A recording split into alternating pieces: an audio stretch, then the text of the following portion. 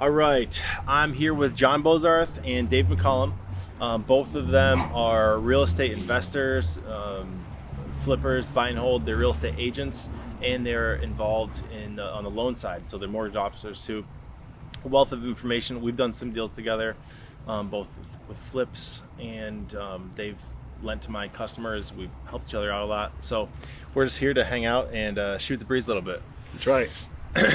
Welcome, everybody. Yeah. What's the so off the bat, we're just gonna see how it goes. But you guys have wanted to talk about that year-over-year report with Habib.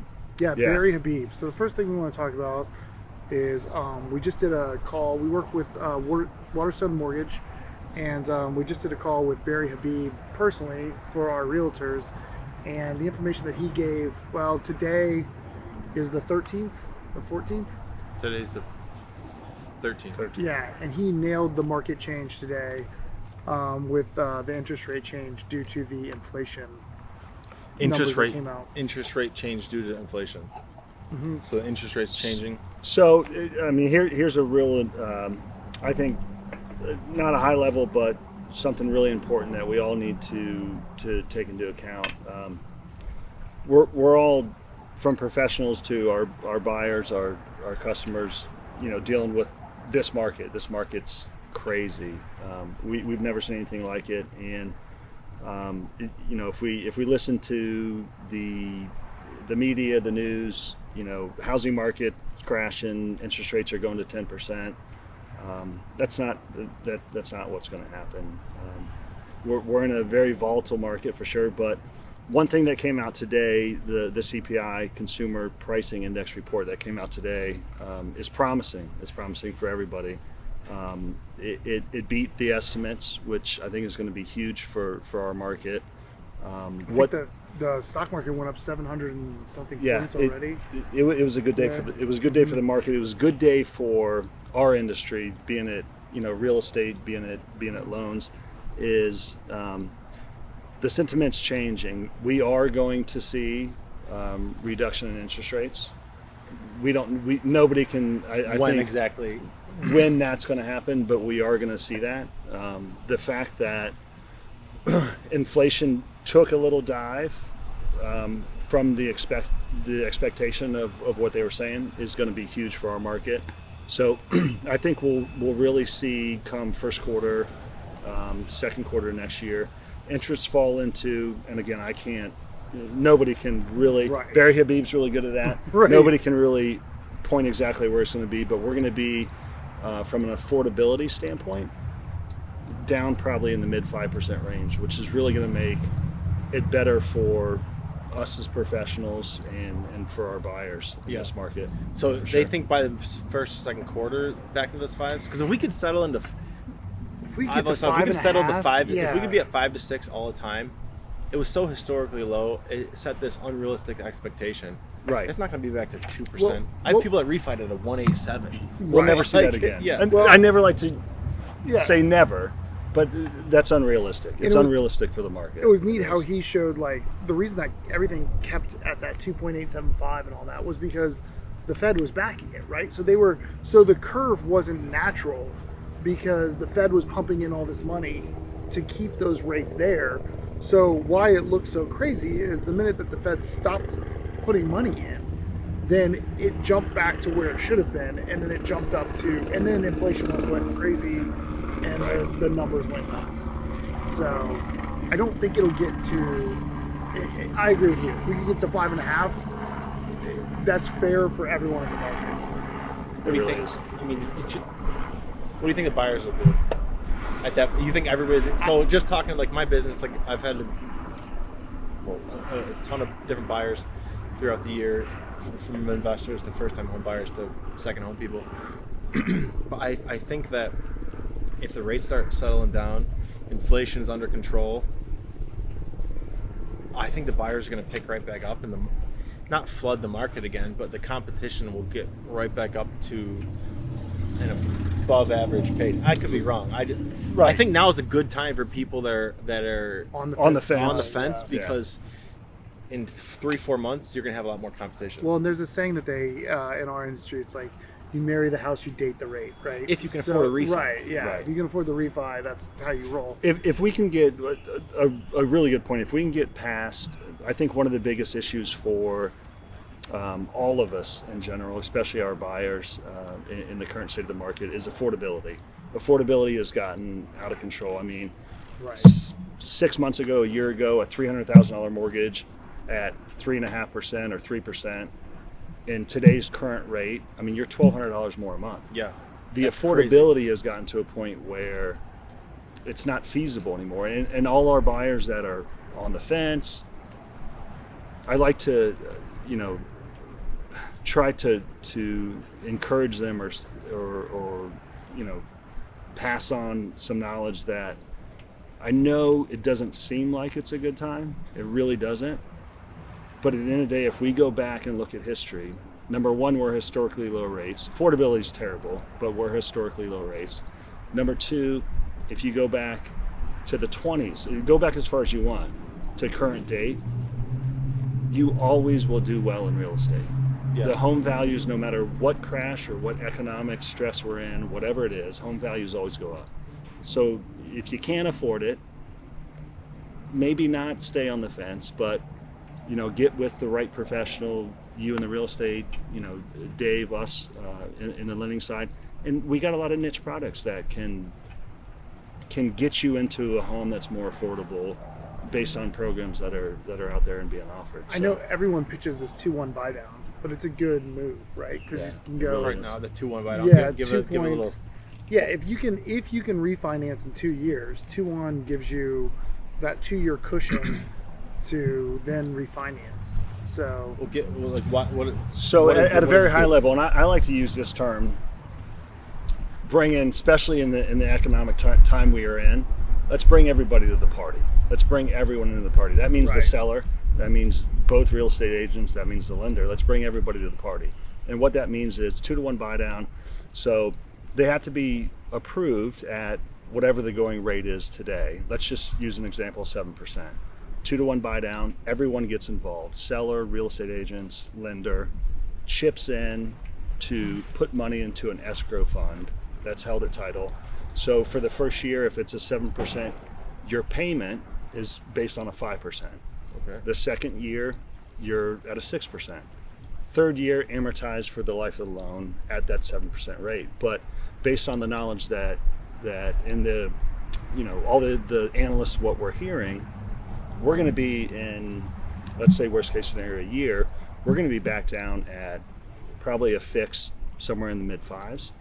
At that point, we get refinance into a 30-year fix, but the affordability for the next 2 years gives you that lower payment. and it was paid by the seller. Yeah. Right. To- Paid by the seller. yeah. Just everyone get involved. Bring everybody to the party. Let's get everyone involved. And they still benefited because they sold their house. 100%. Sometimes, like in the industry, like every industry, there's people that either are not good at their job or not ethical with it. So sometimes it feels like, you're just trying to get a deal and get a sale. Well, like, yeah, this is how I make a living, but this is a good move for you. And here's, as long as you lay out the risk and the reward, Right. like, if the rates don't drop enough, well, then you might be at that 7% in 2 or 3 years when it comes back up, but it's likely going to drop. So as long as they can afford that Right. interest payment where it's at, they might not like it, but as Right, long as but we it doesn't explain the matter. risk, I feel, Right. then they can make whatever decision is good for them. And And it might it be is. today, it might be, they might waiting for some people is the answer. Right. Like for the people that are on the fence, Well, and that's really the biggest that's a thing. good option.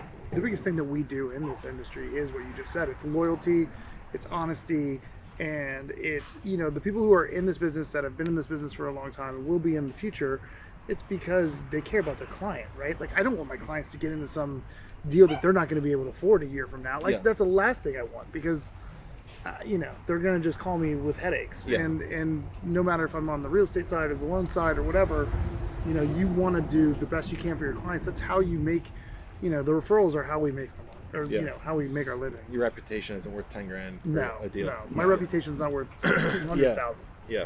Never. So what do you like better, doing loans or selling real estate?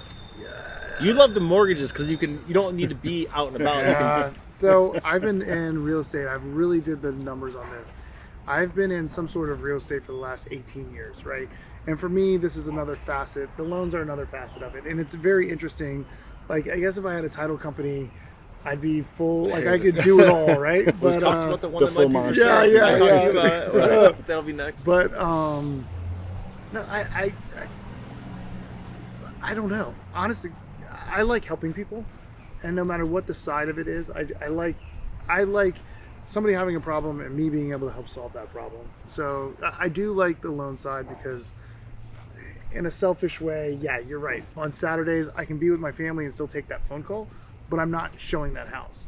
But on the other side of that, we're all still taking the phone call. It's not working Right. as It's not like you're not working or not doing no. something. No, Yeah. I don't know what a 40-hour work week looks like. I've never, like, who knows? Yeah, there's some Yeah. meme or some soundbite. It's like, I became self-employed, so instead of working 9 to 5, I could work 24/7 or whatever it is. Right. So, but I do like it. I like the investing side. I like helping my investors with long-term holds. I like, there's beauty to all of it, and it's one industry, so it's just learning a bunch of sides of the same industry. I think we're all in. It's not like you don't not understand loans. You just don't have the same. No, training. I want nothing to do with actually being a loan officer. Right. But I like knowing the good loan officers. I don't blame you. We're always the bad person Yeah. in the whole deal. You're really, yeah. It never fails. It is. So these are the guys too that if you watch the Instagram stories of the Jungle Man house we talked about, these are the guys I did the deal with. And the cool part about that deal is we didn't really use any of our own money to buy the house. Now we used some of our own money to do a little bit of the light rehab and a little bit of the landscaping work, but we didn't use our money to buy the house. So, but we all still made money, and the investor made money. So, Dave, because that connection was yours, we all know different people that would say like, "Hey, if I can make X percentage, I will give you this money." Talk about that. So there's a lot of people that want to get into investing, and they're like, "Oh, I'm going to buy a house," and I hate to say it, the difference between the people who say that they're going to do it and the people that do it, it's scary. I mean, we bought that house for not a ton, but $140,000 or whatever it was. But you have to write that check in 3 days, right? So the difference between the people who say they want to do it and the people who can do it, you have to acknowledge that it's a great opportunity, and then you have to take it, and then there's just no looking back. You just have to jump, and that was. And I'm spoiled because through all the years I've been doing this, I have that opportunity because I have worked with my different investors, and luckily when I call them and say, "Hey, I need 150 grand," they're willing to give it to me in 24 hours. But That's just from a track record of doing it in the years past. Because Yeah. you didn't really used to do a ton of resale real estate. You were more on the heavy flip wholesale side, right? well, I started off in wholesale, and then there was a time where I've probably flipped a couple hundred houses. But I mean, so during that heyday, you weren't acting as an agent as much, like No, we were listing buying- somebody's house and selling it at market value. No. Yeah. So we started. Everything I did. I cut my teeth in investment, and then when the pandemic came around, like we just had to change some things. But but it's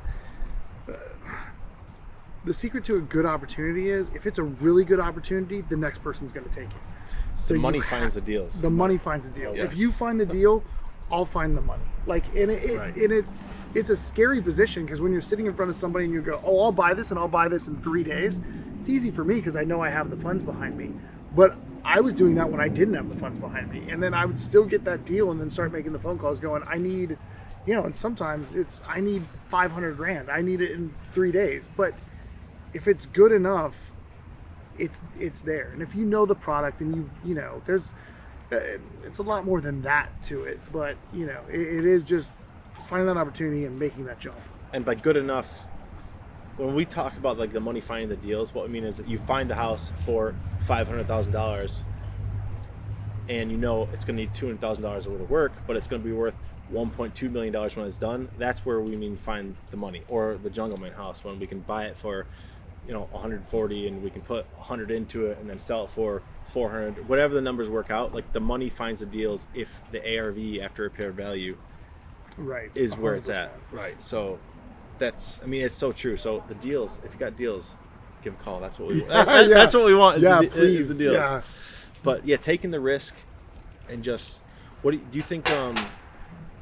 Have you ever lost big on a deal? We lost $100,000 on a deal in Old Northeast, and I lost a house. I had to sell the house that we owned free and clear to cover the deal. I lost, and that's my only one. And that wasn't. I don't want to throw stones, but that wasn't all me. And then, But that is why you sold the house to make the things right, and that is why you still, if you make the phone call and say I have a deal, they'll say, okay, well here's the money. right. So in a tightening market, like so right now, all my friends that are in the position that I was in, like they'll sell everything out and they'll collect all their funds again and they'll put it back on the street, right? So that's what a lot of people are doing right now, I think, personally, from from the people who I know that are doing it. But I just got a phone call the other week I was telling you about where he's like, Nate, you know, I've got this money, like I'm sitting on about $800,000.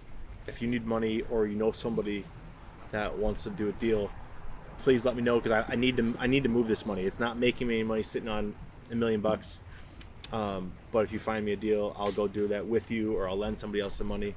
So like, there's people out there that have the money. the funniest thing is, if we're really talking about if you're going to approach an investor, the funniest thing is real investors don't want to give you 50 grand. They want to give you 500. Yeah. Like they want to say, okay, what can I give you and what are you going to place and how much are you going to make? They don't want to deal like the nickel and dime stuff. When we were going to our first meeting and we needed money for this deal, I'm like, I'm going to ask these people for $80,000. And my buddy looks at me and goes, we're going to ask them for 250. I'm like, 250? This was 20, this was like 15 years ago. I'm like, are you serious? He's like, yeah. Just follow my lead. And he's like, we need 250,000. They're like, okay, you could have knocked me over with a feather. But from that, once I got to know those investors really well, they're like, yeah, I don't want to track. And it's not that There's a lot of work. I don't want to track 10 grand. I want to track these numbers and know I'm making this return. Yeah. Right. So, but if you can give at our height, we were probably doing a 15 to 20% return. I didn't realize how well we were doing, or I would have had 20 other investors. So, but yeah, it's. Yeah, I mean, the investors, and the hard part too about these people that have been waiting, because you were talking about affordability. I do feel for the people that are like local people, or they have a good solid job, but it's not going to let them compete with people sitting on the $1 million. The people that we could call and be like, hey, there's a good deal here, do you want to buy it? Like it's hard to compete with them. Well, and it's market to market. Like John's from Texas. Like what's rent in Texas right now? Nothing. It depends. I mean, depends what market across you're the in. country, yeah. Right. I think Or everyone's. Indiana. Yeah. Well, Indiana, totally different story. Yeah. Right. I mean, it's. I think it's every market, every county, every city, every state, is unique in its own right. And we're all seeing the same thing. I say in one breath affordability, but I also say the affordability of rent nowadays doesn't make sense either. Yeah. So I think it's up to us as What do you think rent professionals. downtown is right now? Downtown where? St. Pete? Oh, I mean, What's rent a downtown? studio. For what, one bedroom? Yeah. 28 to 3,200? 20 to 30. Right, for a 700 square foot. Yeah. 700 to Studio 900, 1100 apartment. maybe.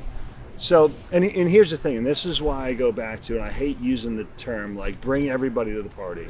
We have an obligation to our clients to figure out a way to educate them and make a deal work. And what I mean by that is teaming up with the right people in the industry that have niche products, that we all got to not be greedy in this market. We're all in survival mode. We're not in the heyday for the last 2 years where everyone was making a ton of money. Everyone. This was is getting weeding great out. deals. This is weeding out all the people. Which I Where think you is actually have to good work. for- I love it. You actually have to Yes. work and know what you're doing a little bit and This be able is to connect good people. for the market. Very this good is for the good. market. People are, concerned about number one, and let me make a point: the housing market is not going to crash. No. Not going to happen. Interest rates are not going to 10%. Not going to happen. Mark my word. Come find me, St. Pete. It's not going to happen. But it's very important to why we're in survival mode is to be creative and figure out how we make deals work. Yeah, because the sellers still want to sell. Somebody else 100%. wants or needs to still buy. And we've been in such a great market that these sellers, if that's what we're talking about, these sellers have made significant money in the last 2 years on home values. Everyone was going for the home run. Let's list it for. I mean, people were paying $50,000, $70,000 over appraised value for crying out loud. So let's get back to reality. Let's help people continue to buy homes, and if that means everyone coming to the party, and chipping in a little bit to do a 2-to-1 buy down, to seller concessions, whatever it is to make a deal work, so everyone's happy. Most importantly, our clients, whether it's the seller or the buyers. I mean, let's make a deal work. That's why I think another reason the market's not going to crash. You need a surplus of inventory for that to happen. Right, so, which we don't have. You're not going to have, because so a couple of things. The people that are going to be going into foreclosures, or all of a sudden they have a big issue, they're not making their payments, assuming they didn't just buy the house last month. Which, sure, some of those people could lose their house. That is an entirely different story. That's not going to be the bulk of people. But these people that are now behind on their payments and they're not, so they're going to go into a short sale or going to be foreclosed on, they probably have equity. So they need to get connected with somebody who can help them sell it and actually realize, oh, I don't need to lose my house and have a bankruptcy on my schedule. No. I can actually sell the house, make $20, $50, $30, $100,000, whatever it is. Right. Move to a different location, buy something cheaper. They can still win. So there's that. And the people that bought 5 years ago, or even just refied a couple years ago, they're sitting on 2-3% interest rates. Those people are not going to sell their $500,000 house and go get a 7% interest rate to buy a $700,000 house. So there's not going to be a huge inventory surge. No. Which is going to keep the inventory low, and it's going to keep these prices relatively steady. The little dip that we're seeing right now, which is also good. Right. So this is something it's not going to be a crash. We always talk about. So, I'm born and raised here. John's born and raised here. I'm 45. I know I look 30. Anyways. But out of everyone that we know, I bet John and I don't know 5 people that we've from this area moving laterally, right? Because of exactly what you said. Like, all my friends in our position, we bought our houses a long time ago. So you're just not going to have that inventory hit the market. And those people are going to buy a house as an investment property, which will take it off the market for somebody else. Yeah, any of my friends, that's the only thing they're doing. So, yeah, the supply of our area, it's the whole newlywed, newly dead thing. I hate to say it, but it's very true. Right. And Bear, I dared even try to mention this, but he talked about, and you can maybe help me on this in our webinar we had. What really creates supply and demand in the housing market is what really creates it is it's like it's one like home construction being built. That means not starting, but completed, built. Yeah, their CO. Versus, and he brought up a scenario where, a family, it's a mother and father and a kid. Well, new home. What was the term he called it? Yeah, it was. What was it, Pam? What was that called? Anyway, whatever it is what really fluctuates the market when it comes to like supply and demand, or like an excess inventory in market.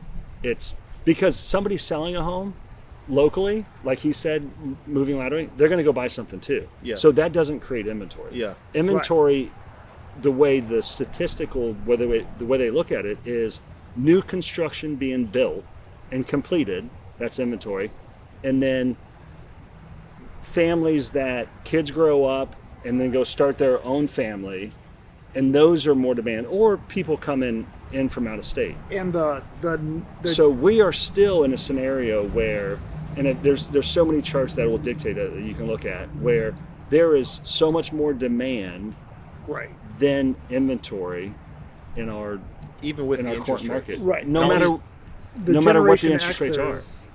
Like, so there's that the average time that you're going to buy a house in today's world is like 33 to 40 or something like that, right?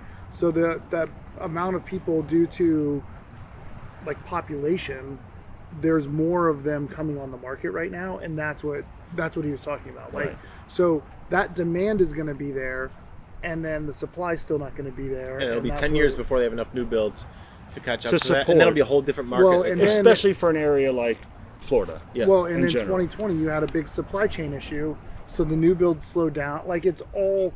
Yeah. A lot of this market is simply driven by supply. Like, we live in paradise. I mean, look at this place. So it's like, If you sure, like we're this shooting kind a of- vi- yeah, if, we're if shooting a you're into video this on the sort of water. thing. Yeah, like it's unbelievable. My family back home in Buffalo, Yeah, it's who are freezing in cold. 6 feet of snow right now. Yeah. So yeah, I mean,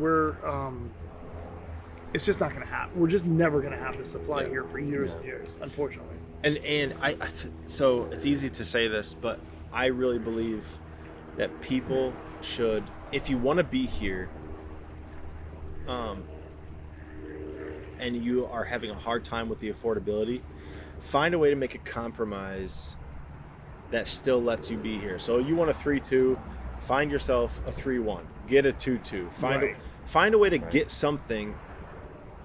Don't overpay for it like crazy. Make sure the numbers work for you. I'm not telling you to go out rush and buy a house. I don't need all these comments. You should see some of these comments. People say Yeah, like, but use it as a You're rental trying to push Yeah. it on us. 2 years from now. just getting a piece of something, if the numbers make sense for you, Right. and just let that grow over a couple years and make a little bit of sacrifice. If you want to be here, make some level of sacrifice. Have a smaller house. Have a less outdated house. Have a 15 minutes further away from where you want to be. Right. Well, And let that start to build you wealth, because you're never going to be able to catch up to everybody else making the moves. You're not going No. to be able to catch I- up I've unless had- you just start taking action. We've all had the same problem. We'll go back, take away what the market's done, take away what our economy's done, take away political, take away anything. I've gone back since, 2004. Like, oh, I wish I would have bought something. 5 years later, I look back, God, why did I do it? Okay, next 5 years. Why didn't I buy something? Damn it, I missed it again. It's going to continue to Yeah. happen. It especially is if you have the gonna opportunity continue. to live in it. Like go buy that house that's a 2-2 that you really, it's not exactly what you wanted, but here's the thing: rent in downtown 2 years ago was $1,200, $1,500 yeah, a month. yeah, $1,700 a month, and now it's $3,000 a month. Like, if you have a mortgage, that mortgage never jumps a grand. Like, it doesn't. You create your own destiny by owning that piece of property. So one thing I think, I was listening to some podcast or somebody talking about stop beating up the renters. It was like, because all the agents post the memes or the picture of them sitting by the water saying, don't pay off somebody else's mortgage. Rent is 100% you're throwing away, and mortgage you're paying. Whatever the thing is. So what's a way? And some of the comments I got was, I understand it is a better deal to buy. How do I do that? How making more money? Sacrifice. Well, you're right on making the the sacrifice, but like rent. I talked to somebody. She's going to sell the place in January. We're going to list it. She rents by the room, right? She lived there, and it was tough for her to afford it, so she bought it, I don't know, a handful of years ago, and she rents out the 2 other rooms, so all utilities are included, and that was a way to increase her income. Instead of paying her mortgage is like $1,700 a month, and she rents out the 2 other rooms for $1,000 a month each. Right. She lives in the other one. So her mortgage is completely paid for, which makes her more money every month. And those people get a nice clean house with a private backyard. Yes, they share the kitchen, but it's $1,000 a month for all the Wi-Fi. The utilities are included, and they have like a normal person that lives in the house. Versus if you're in an apartment complex, you don't know who's going to be next to you. So Right. It's making a small little sacrifice, and it was able to increase her income by a good chunk every month. I don't know, so ways like that. And listen, I don't think so. I have rentals. The last rental I put on the market, it's in Newport Richey, downtown Newport Richey. I had 250 people contact me. I counted them. I had 250 people contact me for one unit. I had at least, no understatement, 5 people crying on the phone. I need this so bad, blah, blah. And, renting's not a bad thing. If you're in that position, there's a lot of reasons to rent. I would never beat up a renter, right? But my best advice to the renters and my best advice to a buyer is with the renter, I'm like, look, you have to understand what I'm going through. When you call me, and I understand that it's sad, but you have to know I've had this many people call me. I'm like, if you need to find a place, best advice I could ever give to a renter, run your own credit, run your own background, and explain, like, this is how much I made. Like, you want to present a package to the renter or to the individual who's giving you the lease so that it's super clean, and that's going to get you the deal more than anything else. Just like in our industry. So they run their credit and they see there's a ding on it. Then explain it to me. Hey, you know what? And it could get them working. So they got 6 more months upfront. to get another lease. They could work on paying that Hey. ding off, and their credit jumps in 6 months. Or, hey, listen, I'm calling you because I work at this company. If it's a strong company, if it's a strong, like, sell yourself the best way you can, right?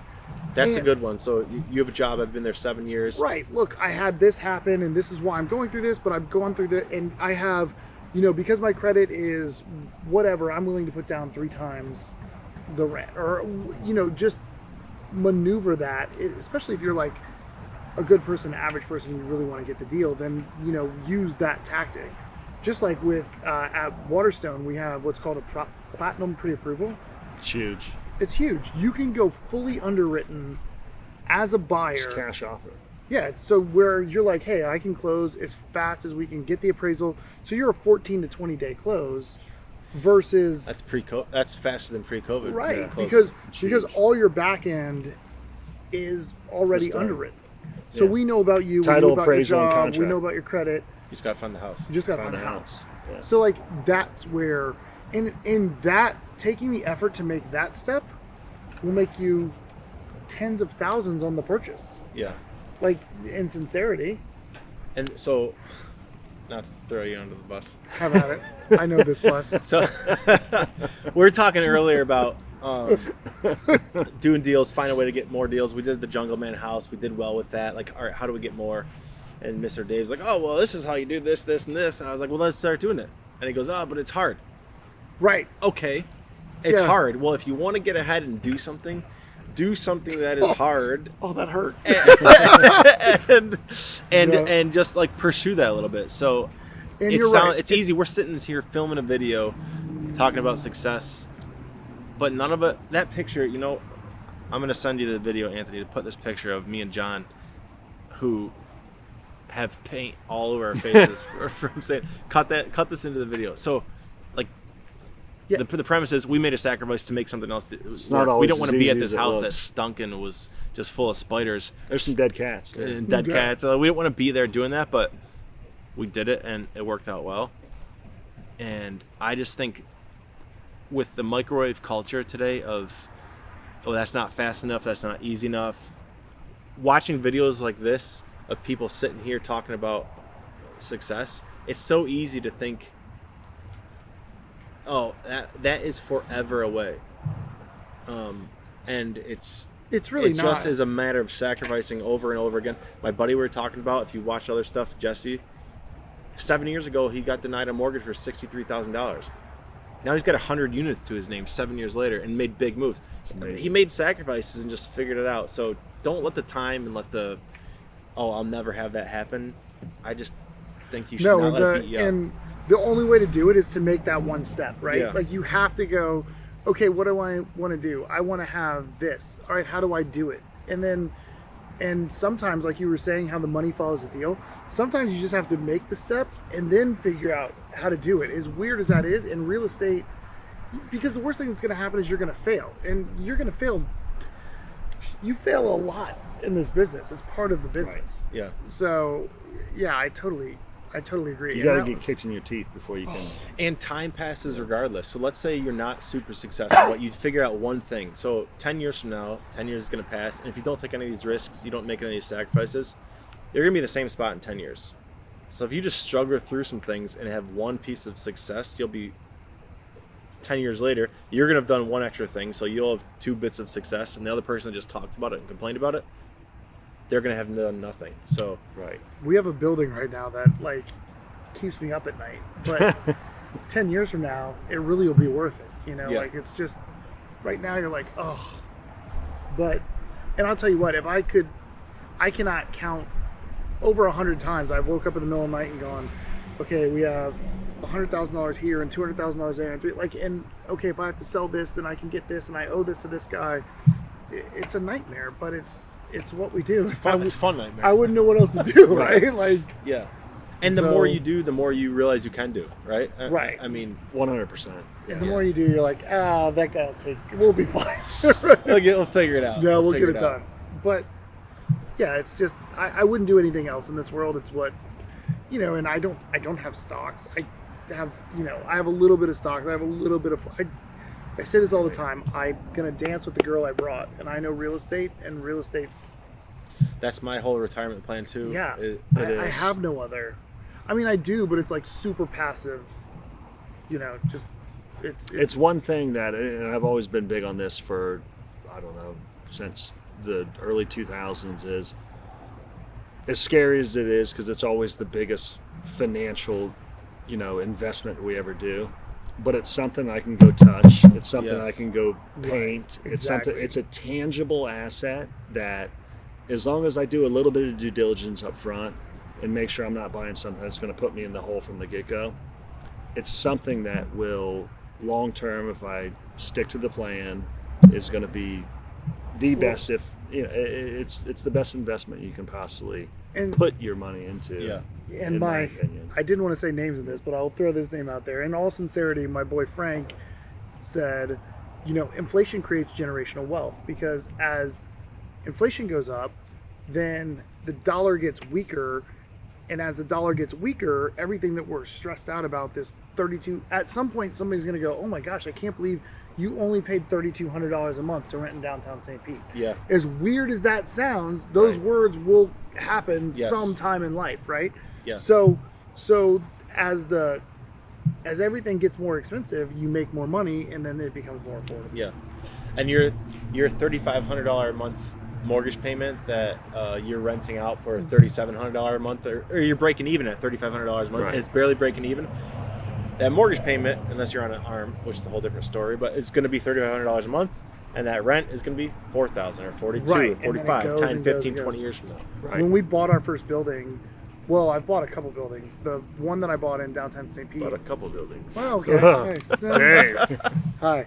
No, no. The first when we bought the first one, it was in downtown St. Pete. We were making $595 a month in rent, and those are renting for $1,500 a month.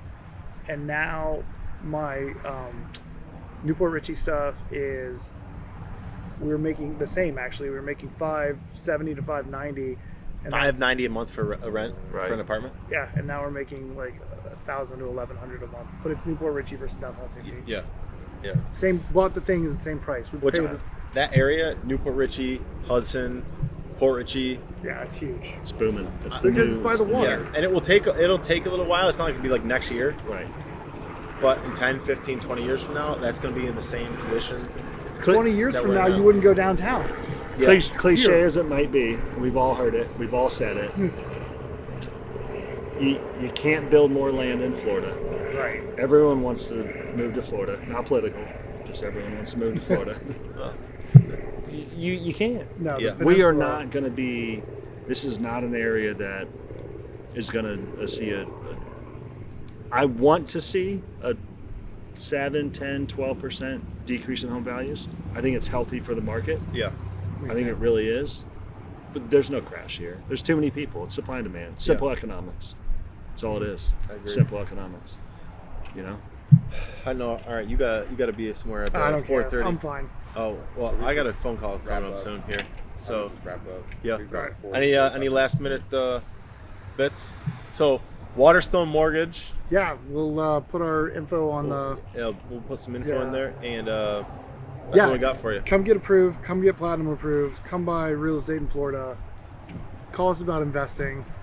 If you have Call 20 us for anything. If you have $20 million sitting in your pocket, just give me a ring. Yeah. If you've got a lot of money Yeah, and you yeah. want to find a place to put it, let us know. Yep. So, All right. all right, great Thanks, guys. talk. Appreciate it. hey man, Appreciate thank you. you. All right. Thanks.